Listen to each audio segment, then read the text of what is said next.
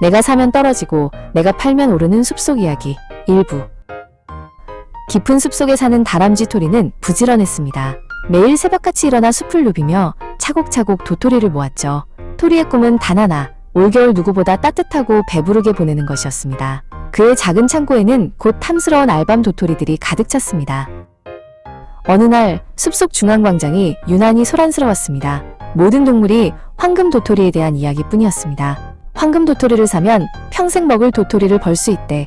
어제만 해도 가격이 2배나 올랐어. 토리는 자신의 알밤 도토리들이 초라하게 느껴졌습니다. 가장 높은 나뭇가지 위에서는 숲의 지혜를 상징하는 부엉이 박사가 연설을 하고 있었습니다. 여러분, 시대가 변했습니다. 이제는 알밤 도토리가 아닌 반짝이는 황금 도토리가 부의 상징입니다. 황금 도토리에 미래를 투자하십시오. 토리는 밤새 잠을 이루지 못했습니다. 창고에 가득한 알밤 도토리를 보았지만 어쩐지 마음이 불안했습니다. 나만 이렇게 가만히 있다가 뒤처지는 건 아닐까? 모두가 황금 도토리를 사는데 토리의 마음에 조바심이 싹 텄습니다. 다음 날 토리는 큰 결심을 했습니다. 그는 그동안 모은 알밤 도토리를 모두 수레에 싣고 중앙광장으로 향했습니다. 그리고 그 모든 것을 주고 겨우 한 줌의 반짝이는 황금 도토리를 받아들었습니다. 황금 도토리는 정말 눈부시게 아름다웠습니다. 토리는 황금 도토리를 손에 쥐고 집으로 돌아왔습니다. 그는 창고 중앙에 황금 도토리를 고이 모셔두고 생각했습니다. 그래, 이제 나도 부자 다람쥐야. 올겨울은 걱정 없겠어. 하지만 이상한 일은 바로 다음 날부터 시작되었습니다. 중앙광장의 황금 도토리 가격을 알리는 나뭇잎의 숫자가 어제보다 조금 내려가 있었습니다. 동물들은 잠시 쉬어가는 것뿐이라며 애써 태어난 척했습니다. 그 다음 날 가격은 더 떨어졌습니다. 그리고 그 다음 날은 폭락했습니다. 이럴 리가 없어. 내 전 재산인데. 동물들의 즐거운 환호는 어느새 비명으로 바뀌어 있었습니다. 토리는 창고에 있는 황금 도토리를 차마 쳐다볼 수도 없었습니다. 토리가 고개를 들어보니 저 멀리 부엉이 박사는 다른 동물들을 모아놓고 새로운 것에 대해 열변을 토하고 있었습니다. 여러분, 이제 황금 도토리의 시대는 갔습니다. 진정한 부는 무지개 잣에 있습니다. 토리는 텅 빈 수레와 가치가 떨어진 황금 도토리를 번갈아 보았습니다. 평생 모은 알밤 도토리는 흔적도 없이 사라졌습니다. 숲에는 어느새 차가운 바람이 불기 시작했고 토리의 마음은 텅 빈 창고보다 더 시리고 추웠습니다. 내가 사면 떨어지고 내가 팔면 오르는 숲속 이야기 2부. 차가운 바람이 텅 빈 창고를 스치자 토리는 몸을 떨었습니다. 반짝이던 황금 도토리는 이제 길가의 돌멩이보다 가치 없었고 평생 모은 알밤 도토리는 흔적도 없었습니다. 남은 것은 시린 마음과 뼈저린 후회뿐이었습니다. 그때 토리는 문득 할아버지 다람쥐의 말씀을 떠올렸습니다. 진짜 지혜는 시끄러운 광장이 아닌 가장 깊고 조용한 숲속에 있단다. 그는 헛된 희망을 줬던 자신을 반성하며 진짜 지혜를 찾아 나서기로 결심했습니다. 토리는 숲 가장 깊은 곳, 수백 년 된 참나무에 산다는 현자 부엉이를 찾아갔습니다. 가는 길은 험했습니다. 가시덤 불에 긁히고 뾰족한 돌에 발을 찔리기도 했습니다. 예전처럼 쉽고 빠른 길은 아니었지만 토리는 묵묵히 나아갔습니다. 마침내 거대한 참나무 아래에 도착한 토리는 나뭇가지에 조용히 앉아있는 현자 부엉이를 만났습니다. 광장의 부엉이 박사와는 달리 현자 부엉이는 차분한 눈으로 토리를 내려다볼 뿐이었습니다. 토리는 떨리는 목소리로 자신의 어리석었던 이야기를 모두 털어놓았습니다. 이야기를 모두 들은 현자 부엉이는 날개로 땅을 가리켰습니다. 토이야, 반짝이는 열매만 줬으니 폭풍에 흔들리는 것이다. 중요한 것은 열매가 아니라 그 열매를 맺게 하는 뿌리이니라. 깊고 튼튼한 뿌리를 가진 나무는 어떤 비바람에도 쓰러지지 않고 해마다 충실한 열매를 맺는단다. 현자 부엉이의 가르침을 받은 토리는 숲으로 돌아왔습니다. 하지만 그는 더 이상 나뭇가지 위를 쳐다보지 않았습니다. 대신 땅에 코를 박고 나무의 뿌리를 살피기 시작했습니다. 흙냄새를 맡고 땅의 단단함을 확인하며 어떤 나무가 진짜 튼튼한지 공부했습니다. 오랜 시간 동안 숲을 연구하던 토리는 마침내 한 나무를 발견했습니다. 화려하지는 않지만 땅속 깊이 가장 넓고 튼튼한 뿌리를 내린 상수리 나무였습니다. 그 나무에서 떨어진 든든 상수리는 겉모습은 평범했지만 손에 쥐었을 때 느껴지는 무게감과 단단함이 남달랐습니다. 그때 토끼 깡총이가 달려와 말했습니다. 토리야, 아직도 그런 재미없는 도토리를 줍고 있니? 지금 광장에서는 무지개 잣이 인기라고. 어서 가자. 하지만 토리는 조용히 미소 지으며 고개를 저었습니다. 토리는 더 이상 광장의 소식에 귀 기울이지 않았습니다. 그는 매일 꾸준히 든든 상수리를 모아 창고를 채워나갔습니다. 하루아침에 부자가 될 수 없다는 것을, 진짜 풍요로움은 매일의 꾸준함에서 온다는 것을 깨달았기 때문입니다. 어느 날 밤, 거센 폭풍우가 숲을 휩쓸었습니다. 요란하게 빛나던 무지개잣들은 모두 비에 씻겨 내려갔지만 토리의 든든 상수리는 창고 안에서 안전했습니다. 토리는 창밖의 폭풍우를 보며 생각했습니다. 진정한 부는 반짝이는 것이 아니라 어떤 폭풍우에도 흔들리지 않는 든든함이구나. 토리의 마음은 그 어느 때보다 풍요로웠습니다. 내가 사면 떨어지고 내가 팔면 오르는 숲속 이야기.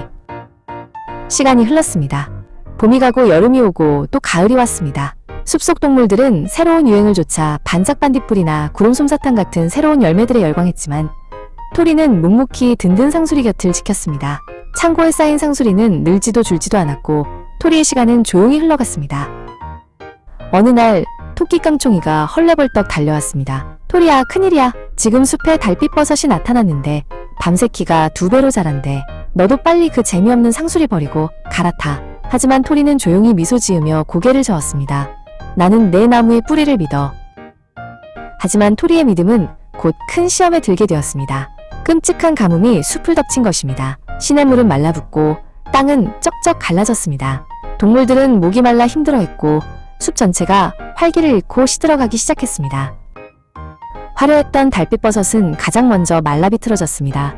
수분이 없자 하룻밤 사이에 먼지처럼 부서져 버렸고 달빛버섯에 모든 것을 걸었던 동물들은 절망에 빠져 망연자실했습니다. 숲에는 한숨소리만 가득했습니다. 토리는 불안한 마음에 자신의 든든 상수리 나무를 찾아갔습니다. 거대한 상수리 나무 역시 가뭄을 이기지 못하고 잎사귀가 누렇게 변해 있었습니다. 토리의 마음도 타들어갔습니다. 혹시 내 믿음이 틀렸던 걸까? 그때 현자 부엉이의 목소리가 귓가에 맴돌았습니다.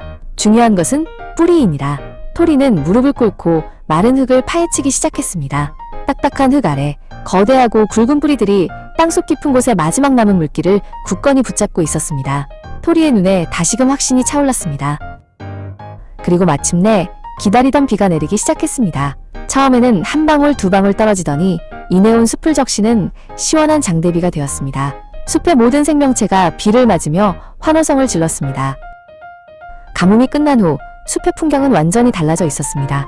뿌리가 얕았던 나무들은 모두 쓰러졌지만 깊은 뿌리를 내린 든든 상수리 나무는 오히려 더 튼튼하고 건강해졌습니다. 그리고 그해 가을, 그 나무는 역사상 가장 크고 영양가 높은 상수리를 맺었습니다. 숲의 유일한 식량이 된 든든 상수리의 가치는 하늘 높은 줄 모르고 치솟았습니다.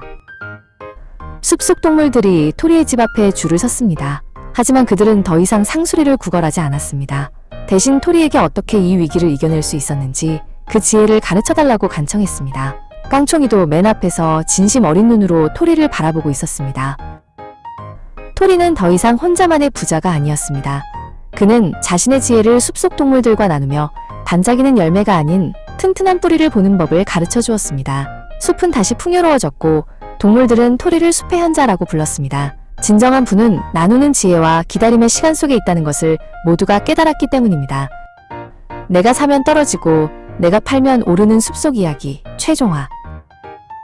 토리는 숲의 현자라는 새로운 이름이 아직은 어색했습니다. 그는 창고에 가득 쌓인 든든 상수리를 보며 생각에 잠겼습니다. 이 모든 지혜의 시작은 현자 부엉이였습니다. 토리는 가장 크고 단단한 상수리 한 바구니를 정성껏 챙겨 부엉이를 찾아 길을 나섰습니다.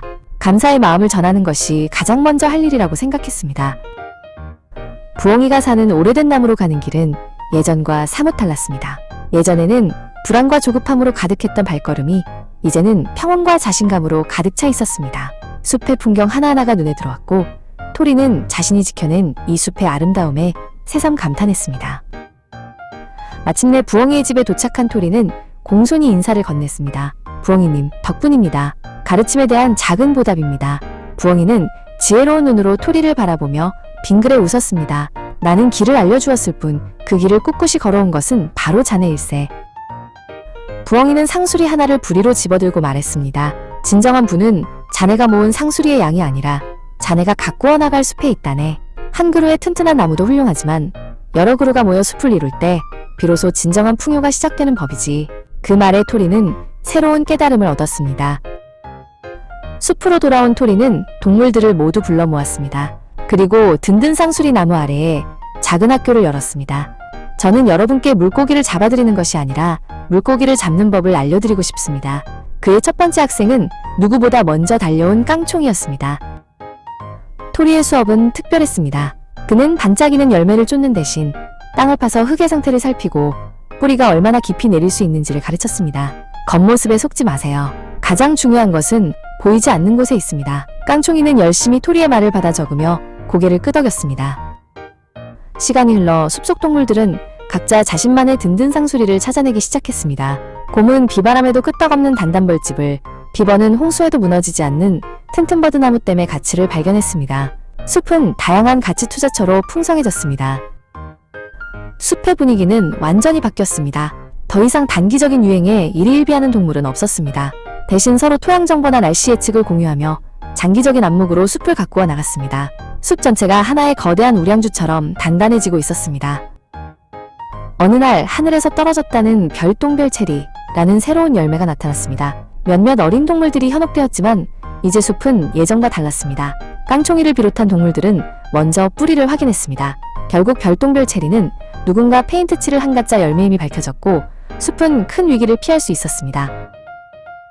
어느덧 시간이 흘러 평화로운 오후, 토리는 현자부엉이와 함께 가장 높은 나뭇가지에 앉아 풍요로워진 숲을 내려다보았습니다. 숲은 이제 상수리뿐만 아니라 다양한 열매와 꿀, 튼튼한 나무들로 가득했습니다. 토리는 깨달았습니다. 진정한 투자의 성공은 혼자 부자가 되는 것이 아니라 모두가 함께 성장하는 지혜를 나누는 데 있다는 것을.